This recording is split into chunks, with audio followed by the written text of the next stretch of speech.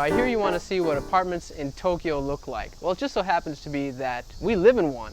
It's me and my fiance. I'm 29, I live in Tokyo and work in Kanagawa, and we've been here for about 1 year. Actually, I used to live in Ehime for a while, and so we've had a lot of time to kind of get adjusted to the culture.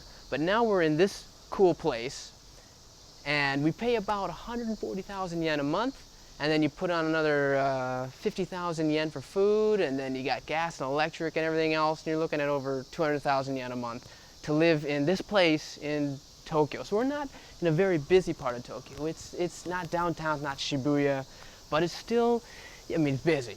But you can expect to pay that much for a place that's pretty new. It's built just 3-4 years ago, and has pretty good security, and it's in a very nice part of town. Arika. So without further ado, let's check out the apartment. Come on in. All right, so in most places like this, you're gonna see a call box. So for visitors, all you have to do is put in your friend's apartment number and press the biggest button on this list, and you're good to go. They'll show up here, you'll say hey, and they'll let you in. If you live here, all you need to do is just use one of these cool kind of card keys, and you're all set. All right, let's go.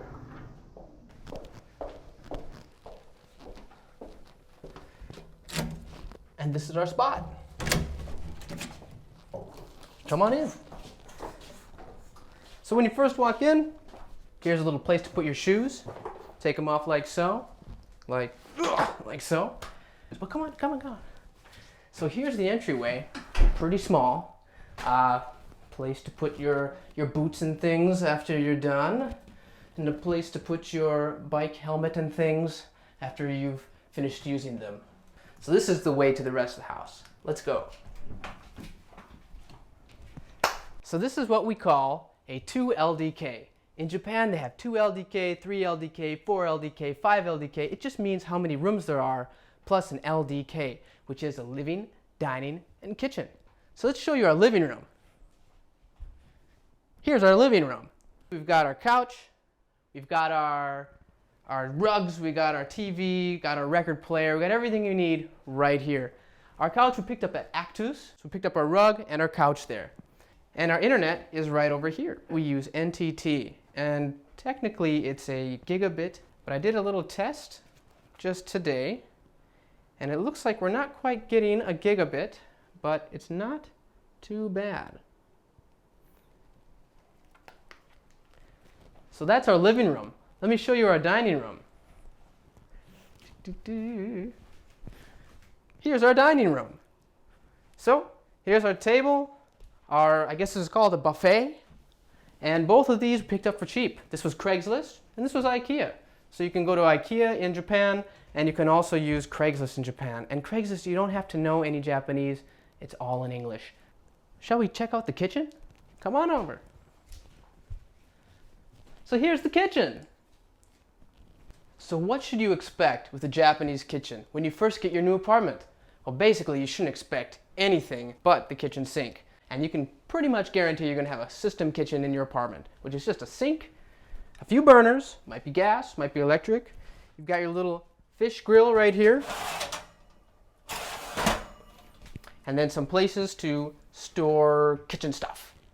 And you'll probably also have a vent right on top. You may have a few more places to store things, but that's about it. You won't have an oven, and you won't have a dishwasher. So we didn't have that, and actually most people don't. You don't get a gas oven, and you don't get a dishwasher because most people use this pretty much as an oven, a microwave, a toaster, all in one. Or you'll wash dishes by hand. So instead of a dishwasher and a gas oven, you get everything in one microwave, and you wash things by hand. And what's convenient is that you really don't need to go shopping that much. There's a grocery store just a 3-minute walk down the street, and they can take cash, they can take credit card, but most people take cash. But what I like to do, and unfortunately I can't use this at the grocery store, but I can use this on the train, is I use my Passmo card. And my Passmo card I can charge up, I can put up to 50,000 yen on it, and I can use it to go shopping, I can use it to ride the train, and I don't have to worry about change, which I hate. I hate Japanese change because you can, one coin is $5 US. So you can have one of those for $5, and it's a lot of weight, so I like using my Passmo card.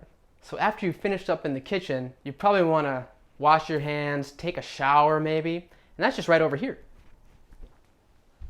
So here's our shower room. So this is a very typical setup. You got your washer, you got your sink, you got your shower right over here. We only have a washer, no dryer. Well, that's because most people in Japan don't use dryers. Bing, they just dry their stuff outside. But when we picked this up, this was also Craigslist, this was a washer and a dryer. So I thought, perfect, we can do both in one, we're all set. Not so. Washer dryers in Japan are not that good, or weren't that good maybe up until last year, but we picked up an older model, and unfortunately it's just not that good. So if you can't afford one of those really nice washer dryers that heat up your water and everything, I would get a top-loading washer. Actually, top-loading washers in Japan wash your clothes much better. Very typical shower that you'd find in Japan. Now, I'm not too tall, but I'm not too tall, so this works really well for me. But you'll find that it is a tub and the shower right next to each other. You don't need a curtain because you just close this door and you're all set to go. There's a mirror here because most people in Japan will actually sit down on a little stool and they'll wash their hair and they'll shower actually really low to the ground. Up here you'll see a vent, and this vent is for air circulation, but it can also dry your clothes. So when that dryer over there doesn't work, sometimes we hang our things in here and we turn on the dryer. You can turn on the fan, you can have a really strong fan, you can dry your clothes, you can put hot air or cool air even. So for example, if I want to dry my clothes, I just press this button and I adjust my time. I would say 2 hours to maybe 3 hours and your clothes should be dry. So you can just go to work, come back, and they're all dry and set to go. Very convenient. So that's wrapped things up in the shower and sink area. So let's go back out to the main room.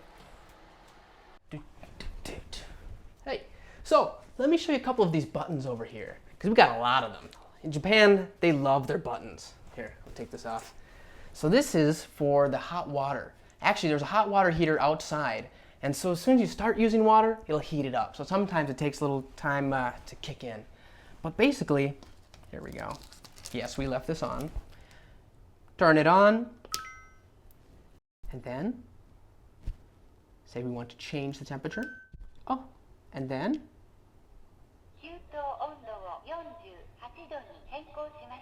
they let you know how much you changed it.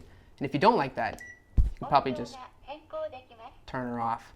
You can also set the time, and you can display the time.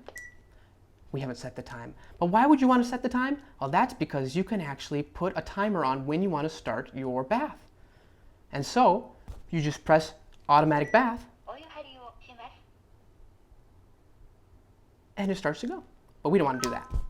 And this right here is the interphone system. So basically when someone comes to visit, all they have to do is, oh, perfect timing. Hi. Hi there. Oh, hi.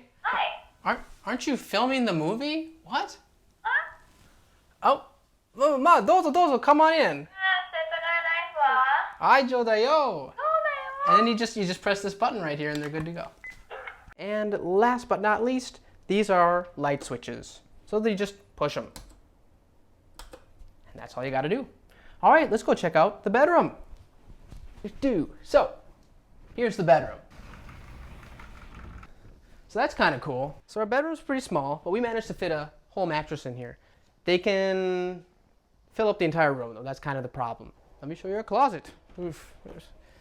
But here it is. A walk-in closet. You can see we kind of filled things up. All right, that's enough of our closet. Get out of there. We also have an air purifier because we're actually really close to a train track. Tokyo's not a really dirty city, but, well, check it out. The train's right outside.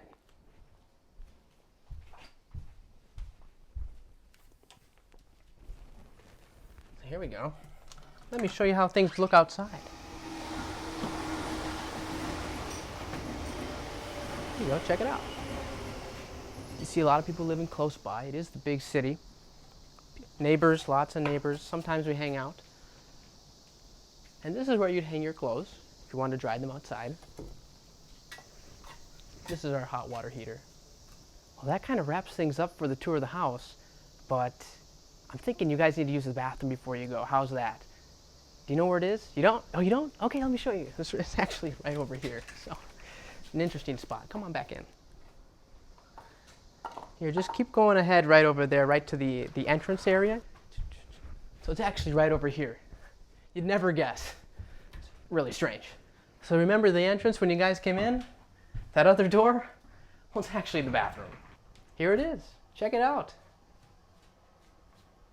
Just a little sink, toilet paper, slippers. Always have to have your slippers, and a little towel there, and of course, the automatic, super cool, robotic Japanese toilet. Just a push of a button.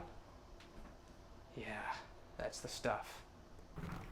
Well, that wraps up our tour of the house. If you guys have any questions about living in Tokyo or life in Japan, just leave me a comment and I'll get back to you as soon as I possibly can. But we're at the door right here, so I will see you guys later. Don't forget your Passmo card at the train station. And, well, have a good one. See ya. Bye.